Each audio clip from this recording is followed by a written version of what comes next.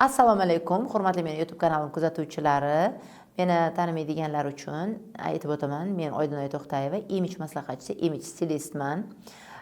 Umuman olganda 10 yildan buyon O'zbekiston hududidagi ayollarga didlarini shakllantirishda, o'zlarini imijlarini, stillarini topishda qisman bo'lsa ham yordam berib kelyapman. Imkon qadar o'zim YouTube kanallarimda, Instagram, Telegram kanallarimda ayollarga bepul ma'lumotlarni berib kelishga harakat qilaman. Bugungi ushbu videoyimizda ham sizlar uchun foydali bo'ladigan, sizlar uchun maksimal darajada kerakli bo'ladigan bilimlarni berishga harakat qilaman. Bugun sizlarga menga ish faoliyatim davomida eng ko'p keladigan savollarga javob beraman. Demak, boshladik. Meni oldingi videolarimni ko'rib chiqsangiz, ko'rib chiqqan bo'lsangiz yoki hali ko'rmagan bo'lsangiz, endi ko'rib chiqsangiz bo'ladi. Oldingi videolarimda men juda ham ko'p har xil mavzularda, trendlar mavzusida, kiyimlarni to'g'ri tanlash mavzusida, kostyumlarni to'g'ri tanlash, bluzkalarni, printli kiyimlarni, ro'mollarni, aksessuarlarni, sumkalarni tanlash bo'yicha juda ham ko'p ma'lumotlar berganman. Shaxsan men imij magazinimdan olib ko'rsatganman bu narsalarni. Hozir sizlarga biroz boshqacharoq format, ya'ni biroz sizdan kelayotgan savollarga, aynan o'sha videolarimda yozilgan kommentariylarda kelgan savollarga javob beraman. Birinchi savol, eng ko'p keladigan savollardan bittasi bu bo'yim past, qanday qilib kiyimlar yordamida bo'yimni uzunroq ko'rsatishim mumkin? Bu korreksiya qilingan savol, qizlar, lekin juda ham ko'p shunga o'xshagan savollar keladi. Bo'yni baland qilish uchun biz albatta bir qanaqadir jarrohlik operatsiyalari qilmaymiz yoki bir qo'limizdan nima keladi, bo'yimiz bori shu. Alloh shunday yaratgan, demak biz bu dunyoga shunday kelganmiz, kerakmiz. Lekin baribir ayolmiz, ozg'in bo'lsangiz to'lalikni xohlaysiz, to'la bo'lsangiz ozg'inlikni xohlaysiz, baland bo'lsangiz past bo'lishni xohlaysiz, pastlar baland bo'lishni xohlaydi. Umuman qandaydir o'zini tashqi ko'rinishidan, tanasidan norozi bo'layotgan ayollarimiz, ya'ni o'zini shu boricha qabul qila olmayotgan ayollarimiz juda ham ko'p. Mana shular qatorida eng ko'p uchraydigani bo'yimni past, baland ko'rsatishga nima qilishim kerak? Bo'yim past, baland ko'rsatish uchun nima qilsam bo'ladi degan savol. Men eng muhim narsani aytib o'taman. Bo'yni baland ko'rsatish muhim emas. Bo'yni yana ham past qilib qo'ymaslik muhim. Kiyimlar yordamida. Eng birinchi o'rinda bo'yi past qizlarimiz, bo'yi baland bo'lmagan qizlarimiz vertikallarga ahamiyat bering. Obrazda qandaydir vertikallar hosil qilishga harakat qiling. Poloskalar, vertikal poloskalar yoki kiyimlarni biroz oldin ochib qo'yish. Bu yil как раз moda bo'ldi. Mnogosloyli ko'p qavatli kiyimlarni kiyish. Ko'p qavatli kiyimlarda vertikallar hosil qilsa bo'ladi. Oldin ochib qo'ysa bo'ladi. Yoqani tekli tumachasini yechib qo'ysa bo'ladi. Yoki pidjaklar, kurtkalar, trenchlarni oldin ochib qo'yib kiysa bo'ladi. Tepangiz bilan pastingizni bir xil rang qilasiz, ya'ni qora sviter qora shim, bejavoy sviter bejavoy shim, bezi yoki oq rubashka oq shim misol uchun endi. Tepa bilan pastingizni bir xil qilasiz va ustingizdan kiyayotgan kiyimingizni boshqacha rang qilasiz, kontrastda. Masalan, qora qilsangiz, ustingizdan qizil, ko'k, bejavoy yoki bilmayman, oq har qanaqa rangni bitta vertikal qilsangiz, sizning bo'yingiz uzunroq ko'rinadi. Shimlar tanlayotganda bunaqa qizlarimiz juda ham ehtiyot bo'lishlari kerak. Shimlar tanlayotganda palazzo degan shimlarni ko'proq tanlagan ma'qul. Chunki beldan pastga kengayib ketgan yubkalar, beldan pastga kengayib ketgan shimlar bu ayollarimizga, bu qizlarimizga ko'proq to'g'ri keladi. Anaqa nima deymiz, boyfriend shimlar, moms shimlari jinsilarda yoki umuman tepasi keng, pasti tor shimlar bu qizlarimizga yana ham past ko'rsatib qo'yishi mumkin. Shuning uchun bunaqa shimlardan ham ehtiyot bo'lishimiz kerak. Keyin iloji boricha bo'yin qismingizni ham to'liq mana bu yergacha yopib olmang. Ya'ni sviter, vodolazkalar kontrast ranglarda kiymang. Masalan, o'zingiz oqsiz qop-qora vodolazkani, yuzingiz katta qop-qora vodolazkani mana bu yerga kiyib olsangiz, bu yana bo'yingizni pastroq ko'rsatib qo'yishi mumkin. Mana shunday yoki o'ta keng yelkali kiyimlar, oversize kiyimlar, yelkalari balxon bu pastga tushib turadigan kiyimlar sizni yana ham past ko'rsatib qo'yadi. Yubkalarda ham iloji boricha o'sha beli torroq, beldan pastki qismi kengayib ketganroq yubkalarni tanlagan yaxshi. Uzunliklarda fransuz uzunligi bu qizlarimizni bo'yini yana ham pastroq ko'rsatadi. Bo'yi past qizlarimiz ham albattaki har doim kablukda yurishlari shart emas, har doim platformali krossovkalar tanlashlari shart emas. Bunaqa oyoq kiyimlar baribir sizni charchatadi. Oddiy boringizcha bo'ling, boringizcha endi Alloh shunday yaratgan. Iloji boricha nima deydi u qomatingizni to'la bo'lib semirib ketmasligiga ahamiyat bering. To'g'ri ovqatlaning, tanangizga hurmat bilan yondashing, sog'lig'ingizga ehtiyot bo'ling. Ya'ni yeyotganda semirib ketib qolsangiz, bu sizni yana ham past ko'rsatadi va sog'lig'ingizni ketishiga sabab bo'ladi. Yosh ko'rinaman desangiz, agar ozg'ingina bo'lsangiz, sizni tengdoshlaringiz 50 ga kirsa ham siz 25 yosh qizdek bo'lib turasiz, ishoning.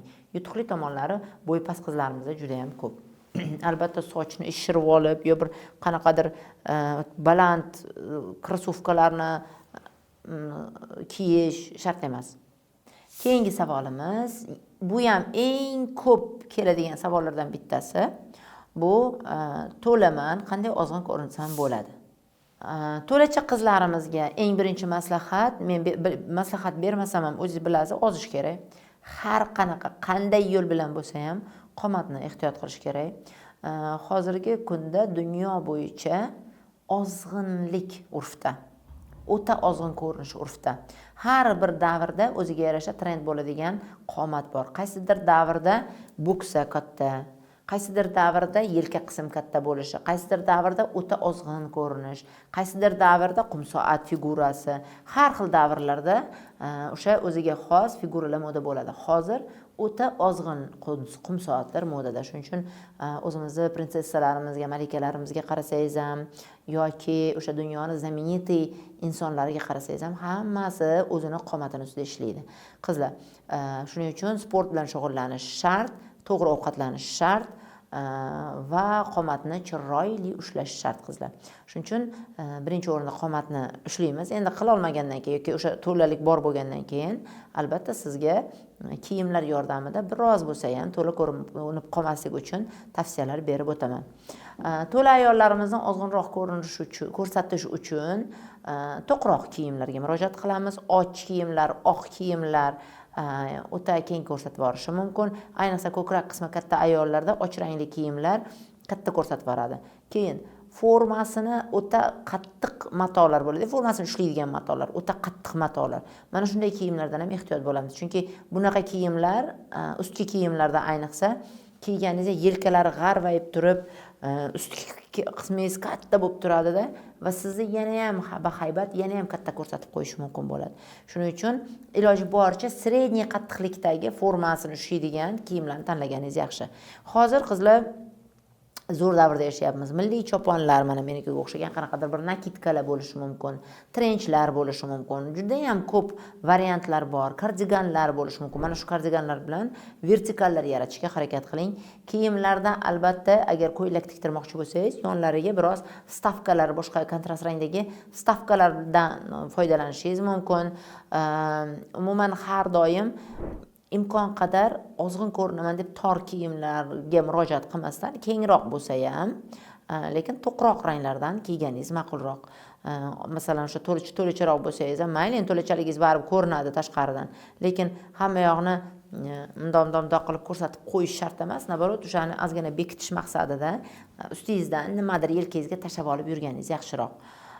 Keyin nestandart figuralarimiz ko'p. Misol uchun pastki qismi katta, buksasi katta, yelkasi kichkinaroq. Masalan, yelka 40, past 42 yoki 44 buksa qism.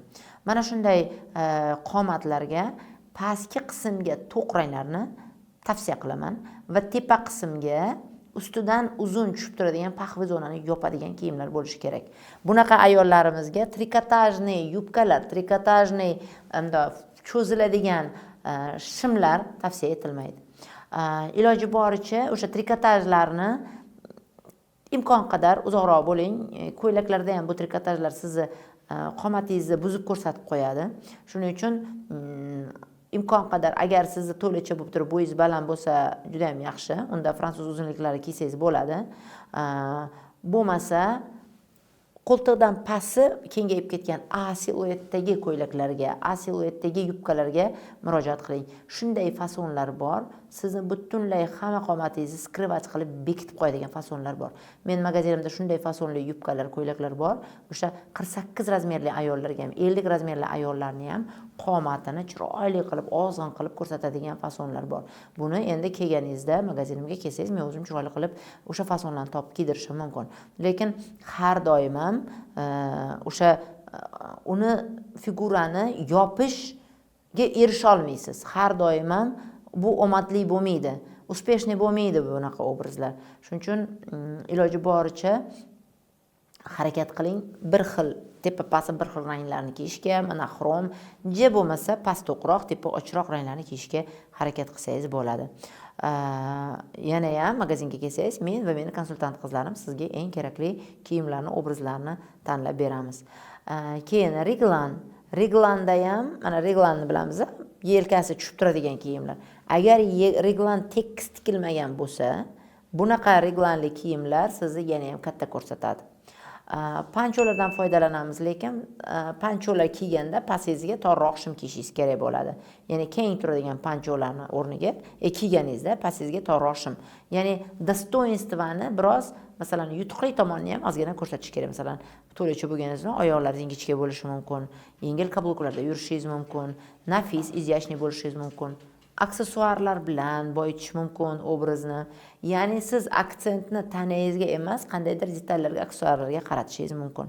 O'shanda biroz ixchamroq ko'rinasiz. Yana bitta juda ko'p keladigan savol, garderobim to'q ranglardan iborat va o'ta zerikarli. Umuman taqinchoqlar taqa olmayman. Qora, kulrang ranglarni ko'proq xarid qilaman. Magazinga och rang xarid qilaman deb borsam ham, ko'zim shu to'q ranglarga ketib qoladi. Buni qanday qilib to'g'irlash mumkin? Eng avvalambor, mana shunday qizlarimiz uchun, ya'ni men zerikarli bo'lib qoldim, to'q ranglarni ko'p kiyaman, qora ranglardan chiqib keta olmayapman degan qizlarimizga maslahatim, Pinterest ilovasini yuklab oling va Pinterest ilovasidan doimiy ravishda didingizni shakllantirib boring. Sizga yoqadigan ranglar, sizga yoqadigan obrazlar, ranglarni qanday bir-biri bilan uyg'unlashtirish haqida miyangizda, fikringizda ma'lumot yo'qligi uchun siz qanday rang bilan moslashni bilmaysiz. Shu uchun ham sizda mana shunday muammolar kelib chiqadi. Buning uchun Pinterest ilovasini kuzatasiz va doim o'shani har kuni 10, 15, 20 daqiqagacha didingizni rivojlantirib borasiz. Masalan, bejovый rang bilan uyg'unlashtirish, qora ranglar bilan uyg'unlashtirish. Kстати, bejovый rang bilan qora rang shunaqa bir-biri bilan chiroyli, nima deydi, o'pishib ko'rishadi xalq tilida aytganda. Juda ham bir-biri bilan chiroyli kelishadi. Yoki bo'lmasam, o'sha qora ranglarni yorqin ranglar bilan kelishtirish. Masalan, qora rangni ivory rang bilan, qora rangni qizil ranglar bilan uyg'unlashtirish. Lekin qora rang ko'proq, qizil yarki rang kamroq bo'lishi kerak. Ya'ni bitta rang ko'proq, bittasi kamroq bo'lishi kerak. Obrazlarda ranglarga urg'u berish uchun unga ozgina bizda did shakllangan bo'lishi kerak. Bu yerda ikki xil sabab bo'lishi mumkin. Doim siz qora ranglarda kiyinsangiz, birinchi sababi siz ranglarni bir-biri bilan uyg'unlashtira olmaysiz va nima bilan kiyishni boshingiz xotiringiz kelmaydi, borib, shu qorani olay, hamma narsaga tushadi deb ketishingiz mumkin. Ikkinchisi, sizni ozgina hayot tarzingizda qandaydir muammolar chulg'ab olgan bo'lishi mumkin. Ana o'sha hayotiy muammolaringiz sizni ko'zga tashlanmaslikka chaqiradi. Ya'ni ko'zga tashlanma, e'tiborga tushma, hozir menga shu nima kerak, o'zi hech narsa qiziq bo'lmay qoldi, uni qilaman desam bu yetmaydi, buni qilaman desam u yetmaydi. Mana shunaqa bir qanaqadir tushkun kayfiyat ham garderobingizni to'q bo'lib yillar davomida u xronический deymiz, ya'ni doimiy ravishda mana shunaqa zerikarlilikka aylanib qolgan bo'lishi mumkin. Bir kun kelasiz, kayfiyatingiz yaxshi bo'lib, ana estrogeningiz ko'tarilib ketgan paytda, meni garderobim qop-qora, nimaga men doim kiyinaman, anavni qara, mana buni qara, men bundan yosh bo'lsam ham bunaqa kiyina olmayman degan muammolar kelib chiqadi. Yoki tana vazningiz katta bo'lsa, to'licha bo'lsangiz ham temniy ranglarga kirib ketib qolgan bo'lishingiz mumkin. Ana o'shanday paytda aksessuarlardan ko'proq foydalaning, didingizni shakllantiradigan o'sha Pinterest ilovalaridan ko'ring, ranglarni bir-biri bilan uyg'unlashtirishga harakat qiling. Keyin garderobingizni ikki qismga bo'lib oling, garderob bazasi va qo'shimcha garderob. Garderob bazasidagi kiyimlaringiz, umuman garderobingizni asnovasi mayli to'qroq ranglarda bo'lsin, lekin qo'shimcha garderob, ro'mollar, aksessuarlar, sumkalar, taqinchoqlar yoki trend bo'lgan kiyimlar, ya'ni printli rubashka, bir bluzkalar yoki qanaqadir yubkalar, mana shunaqa narsalaringiz rangli bo'lsin. Ana o'shanda siz bazaviy garderob bilan rangli garderobni oson uyg'unlashtirasiz. Endi bunga baribir men aytganim bilan baribir Pinterest ilovasi kerak bo'ladi sizga va iloji boricha aksessuarlardan ko'proq foydalanish. Meni o'zimda mana shunday holat bo'lgan bir paytlar bazaviy garderobdagi kiyimlarim ko'payib ketib qolganda, keyin garderobimda deyarli qariyman hamma narsa bor. Lekin nima yo'qligini, nimaga garderobni zerikarliligini tushunmayman. Shunda keyin o'sha o'qib, shularni hamma narsani o'zlashtirib, o'sha italyanskiy shkolani o'qiganimdan keyin tushunib yetganman, что meni garderobimda aksessuarlar yetmayotganini. Taqinchoqlar, qo'shimcha bir bilmayman qanaqadir ranglar, ro'mollar, remenlar, sumkalar rang-barang, mana shular yetmayotganini bilganman. Lekin baribir o'shalarni qanday olish kerak, qanaqa fasonini olish kerak, qanaqa ranglarni olish kerak, uni bilmaganman. Lekin didimni to'liq nimada Pinterest ilovasida shakllantirib, mana bugun xudo xolisa, mana Xudoga shukr, garderobimda hamma o'zimga kerakli narsalarni bor. Ya'ni hozir meni garderobimdan o'zimni ko'nglim to'ladi. Mana shunday qilib o'zingizni ustingizda ishlang. Hech qanday stilist ham sizga hamma narsangizni idealni qilib bermaydi. Sizni didingizga qarab qilib beradi, sizni xohishingizga qarab qilib beradi stilistlar ham. Shuning uchun stilistlarga pul sarflashning o'rniga didingizni shakllantirishga vaqt sarflang va o'sha pulingizga o'zingiz yoqqan narsalarni sekin-sekin xarid qilib boring. Hamma narsaga e'tibor bering, hamma narsani kuzating. Ayniqsa ikonalarni, silikonalarni kuzating, dunyo prinsessalarini kuzating. O'zimizni malikalarimizni kiygan kiyimlariga ahamiyat bering. Taqinchoqlariga ahamiyat bering. Nima magazinda ko'rsatsa moda bo'ldi desa yugurib olib ketavermaymiz. Onlaynda oldimizdan chiqib qolsa, ko'zimizga chiroyli ko'rinsa zakaz berib ketavermaymiz. Uning uchun bizda didi shakllangan bo'lish kerak. O'sha покупкам to'g'rimi? Necha marta kiyaman uni? Kerakmi menga shu narsa hozir yoki yo'qmi? Mana shu savollarga javob berib, undan keyin o'sha narsalarni xarid qilishingiz kerak. Aslida kiyim qimmat yoki ko'p bo'lishi shart emas. Aksessuarlar ko'proq bo'lgani yaxshiroq. Navbatdagi savolimiz, bu savol ham juda ko'p keladigan savollardan. O'zi eng ko'p keladigan savollarni terib jamlab olganman. Garderobimda kiyimlarim juda ham ko'p, lekin qaysi biri bilan moslashni bilmaganligim uchun har kuni bir xil o'sha bitta kiyimni kiyib ketaveraman. Buni qanday to'g'rilasam bo'ladi? Bu ham aktual savol. Juda ko'p ayollarda bor. Bilmayman, men o'ylayman 80% ayollarda mana shunday muammo bo'lsa kerak. Garderob ana aytadi-yu rus tilida, garderob полный, надеть нечего. Ya'ni garderobim to'la, lekin nima kiyishni bilmayman. Nimaga bunaqa bo'ladi? Chunki kiyimni razumniy olmaymiz. Razumniy покупки deymiz. Ya'ni aql bilan olmaymiz. Yoqqan narsani, ko'zimizga yoqqan narsani internetdan zakaz qilamiz, yoqqan narsani magazindan olamiz. Uni nima bilan kiyaman? Qanaqa qilib kiyaman? Qayerga kiyaman demaymiz. O'zi umuman olganda bitta kiyimni xarid qilayotganingizda o'ylashingiz kerak, garderobdagi 4 ta kiyimimga mos keladimi, yo'qmi? Bitta yubka olayotgan bo'lsangiz yoki bitta ko'ylak olayotgan bo'lsangiz, bunga mos nimam bor? Hozir mana kuz, qish bitta ko'ylak olyapsiz. Buni ustidan nima to'g'ri keladi? Qaysi pijagami kiysam bo'ladi? Yoki buni ustidan qaysi trenchimni kiysam bo'ladi? Uzunliklari to'g'ri keladimi, yo'qmi? Yoki bunga qanaqa oyoq kiyimim bor? Bunga qanaqa bosh kiyimim bor? Bunga qanaqa sumkam bor? Mana shularni o'ylab, 4 ta narsangizga mos kelsa, 4 ta vaziyatingizga boradigan joyingizga to'g'ri keladigan kiyim bo'lsa, ana undan keyin xarid qilishingiz kerak. Shuning uchun har bir kiyimni xarid qilayotganingizda garderobingizdagi kiyimingizga moslashni o'ylashingiz kerak. Masalan, bitta milliy aytaylik, chopon xohlayapsiz, bironta milliy choponim bo'lsin, hamma joyga ilib kiyib ketaman. Bu ham bir nafis, chiroyli ko'rsatadi desangiz, o'sha choponning rangi garderobingizdagi nechta kiyimga mos keladi? Yoki o'sha olayotgan koftichkangiz garderobingizdagi qaysi kiyimlaringizga mos keladi? Rubashka, misol uchun, bazaviy garderobga kiradimi, yo'qmi? Eng avvalom olayotgan kiyimingizni o'ylaysiz, bu bazami, yo'qmi? Bunaqa bazam bormi, yo'qmi? Oq rubashka olishim kerak ekan, men bankda ishlayman yoki men o'qituvchiman, har kuni oq kiyishga majbur qilishadi deb, nima deydi, 10-bazaviy rubashkani olmaymiz. O'shani o'rniga masalan oldingi fasonlariga o'xshamaganlarini tanlang yoki o'shani ustidan kiysa bo'ladigan nimalaringiz bor, ya'ni bir xil bo'lib qolish kerak emas-da. biza emotsiyaga berilib kiyim xarid qilamiz. Asosan 90% ayollar emotsiyaga berilib, voy, rosa chiroyli ekan deymizda. Birovda ko'rsak, magazinda ko'rsak, o'sha narsani olmagunimizcha ba'zan bizga tinchlik bermaydi shu narsa.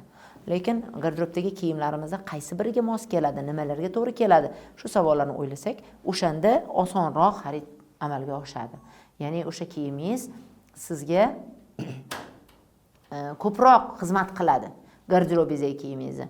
O'zimda ham garderob bor, o'zimda ham garderobimdagi kiyimlarim bor. Ba'zan menda ham bo'ladi shunaqa holat. Nima kiysam ekan bugun? Syomkam bor yoki bugun reels olaman. Oldingi safar nima kiydim reelslarimda? Bu safar ham takrorlanib qolmasin deb o'ylayman. Yoki bugun palon joyga eventga taklif qilishgan, seminarga nima kiyib borsam ekan degan narsalar bo'ladi. Yoki oldingi safar kiymadimmikin buni, bo'ladi shunaqa narsalar. Lekin shunaqa paytda ham o'zingizga mayli, men o'zimga ba'zan ruxsat beraman shunday qilishga, mayli. Nima bo'pti? Bo'ladida endi men ham insonman. Ba'zan nima kiyaman deb o'ylayman. Ba'zan o'zimni qizimga murojaat qilaman. Qara ber, birlikda obrazlar qilib ber, menga yangi fantaziyalar qilib bor, o'zim vaqtim bo'lmayapti fantaziya qilishga deb. Shuning uchun kiyimlarni bir-biriga moslagan garderobga qo'yganingizda ham alohida shimlaringiz, alohida yubkalaringiz, alohida koftalaringiz, alohida futbolkalaringiz, sviterlaringiz yoki alohida ustki kiyimlaringiz tursa, sizda nima borligini aniq bilasiz. Mana bu yubkanga bu mos keladi, mana bunga bu mos keladi deb tanlashingiz oson bo'ladi. Agar ular aralashib yotsa, bir-birini ustiga kiydirilgan bo'lsa, tushib ketgan shkafning tagidagi kiyimlaringiz oylab yotsa, undan narsa topa olmaysiz. Mayli agar garderobingizga sig'mayotgan bo'lsa, oddiy bitta stilaj sotib oling. Hozir internetdan ham zakaz qilsangiz uyingizga olib kelib beradi. Bitta shunday vishilka stilaj sotib olsangiz, nom-nomdoq qilib uyingiz bir chetiga osib qo'yaverasiz. Uni hech qanaqadir qiyin yoki uyat joyi yo'q. Shuning uchun men o'ylayman, sizni agar garderobingizda hamma narsa ilingan bo'lib, chiroyli ko'rinib tursa, sizni kiyim topishingiz qiyin bo'lmaydi. Garderobingizda ba'zi bor bo'lsa, sizni obrazlar qilishga qiynalmaysiz. Obrazlar qilish sizga muammo bo'lmaydi. Garderobingizda yo'q narsa, masalan, bironta turgan narsangizni qo'shimcha narsa sotib olish uchun nimangiz yo'q ro'yxat turgan bo'lsa, sizni magazinga borganda noto'g'ri kiyim xarid qilish bo'lmaydi. Mana shu men o'ylayman, mana shu 3 ta qoidani o'zingizga nima deydi, zametka qilib qo'yishingiz kerak bo'ladi. Misol uchun garderobingizni razbor qilganingizda nima xarid qilishingiz, nima garderobingizga yetmayotganini ro'yxatini tuzib qo'yish, kiyimlaringizni tartib bilan hammasini joy-joyiga ilib qo'yish va yana bitta narsa, ertasi kuni kiyishingiz kerak bo'lgan kiyimni, obrazni tasavvuringizda kechqurun o'ylab, uxlasangiz ertalab turib shartta turasiz, o'sha obrazni qilib ketasiz.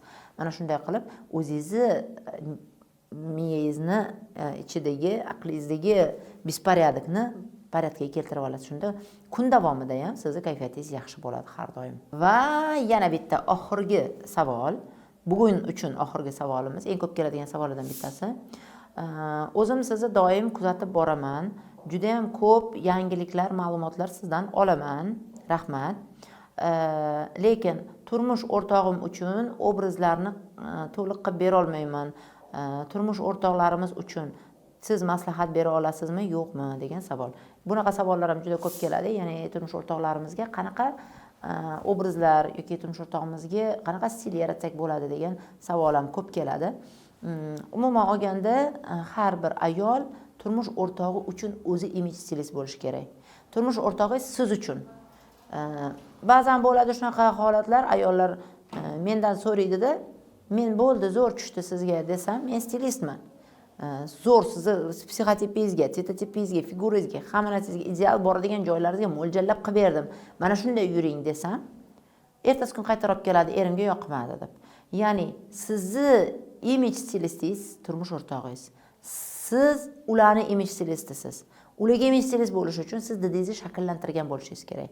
Ko'proq Pinterestdan мужской стиль, мужская одежда, stil для мужчин, imij для мужчин deb yozib, ключевой so'zlar bilan qidiring. O'sha yerda chiqib keladi, etiketlari chiqib keladi erkaklar. Masalan, erkaklarda ham juda ko'p uchraydigan, hatto ko'rganman, klassik stilda kiyinadigan erkaklarda paypog'i kalta bo'ladi, o'tirganda shimi bilan naskisini o'rtasida masofa qoladi, chiqib turadi oyoq. Bu noto'g'ri. Yoki naskisini rangi boshqa, oyoq kiyimini rangi boshqa, shimini rangi boshqa. Masalan, bejevый yoki ko'k tufli или lofer, korичневый shim, qora naski. Bo'lmaydi qizlar unaqasi. Oyoq kiyim naski rangi yo oyoq kiyimga, yo shimga mos bo'lishi kerak. Bo'yi past erkaklarimizga, bo'yi baland bo'lmagan erkaklarimizga oversize kiyimlar to'g'ri kelmaydi. Oversize bomberlar, hudilar, sportivkalar keng turadigan to'g'ri kelmaydi. U yana ham past qilib qo'yadi. Yoki o'ziga juda ham qarab yuradigan erkaklarimiz bor. Masalan, naskilarini rangiga moslab, mana bu yerdan pijaklaridan rubashkalarini chiqarib qo'yib, hamma narsani joy-joyiga qo'yadiganlar bor. Lekin ayol uyda, oilada o'sha narsalarni erkakdan oldin ko'rib chiqib, galstuk uzunligi qanaqa bo'lishi kerak, shim uzunligi tufli bilan qanaqa turishi kerak, remenga galstuk uzunligi tegishi kerakmi, tegisi kerak emasmi, latskan yoqqa qanaqa bo'lishi kerak. Mana shular haqida to'liq ayol o'rganib chiqib ma'lumotga ega bo'lib, eriga buni mana bunaqa qilmang, mana bunaqa qiling siz 2 marta aytganingizdan keyin ya'ni ishonchiga kirasiz. Va turmush o'rtog'i siz doim siz bilan kiyim oladigan bo'ladilar. Doim sizni tashqaridan sizni fikringizga qiziqadilar. Qara, qanaqa turibdi ustimda, ayt. Mana shunday doim ayol o'zini turmush o'rtog'i uchun поддержка sifatida didini shakllantirib yurish kerak. O'zingiz uchun ham, turmush o'rtog'ingiz uchun ham. Chunki er xotin bir-biriga baribir suyanch, er xotin bir-biriga nima deydi, stilist, qariydi, yordam beradi. Chunki bir-birini faqat er xotin bir-birini yaxshi tomonini ko'ra oladi. Masalan, noto'g'ri bo'lsa ham yarashmabdi desa, demak, erkak sizni perspektivangizni yaxshiroq biladi. Stilistdan ko'ra. Chunki erkak siz bilan yashayapti, u sizni xarakteringizni yaxshiroq biladi. Yoki siz eringizni yaxshiroq bilasiz stilistdan ko'ra. Mana shu taraflarga ahamiyat berish kerak bo'ladi. Bugun maksimal darajada ko'proq savollarga javob berishga harakat qildim. Albatta keyingi videolarda yana ham ko'proq savollar kelsa sizlardan javob beraman. Shuning uchun iloji boricha siz stil bo'yicha, imij bo'yicha o'zingizda qandaydir muammolaringiz bo'lsa, обязательно albatta kommentariyalarda yozib qoldiring. Kommentariyalarni o'qib, har bitta savolga keyingi efirlarimda inshaalloh javob berishga harakat qilaman. E'tiboringiz uchun rahmat. Mana shu videoga sarflagan vaqtingizga rozi bo'ling. Sizga ozgina bo'lsa ham yaxshi ma'lumot, kerakli ma'lumot yetkaza olgan bo'lsam, xursandman. Yaxshi kunlarda ko'rishaylik, sog' bo'linglar.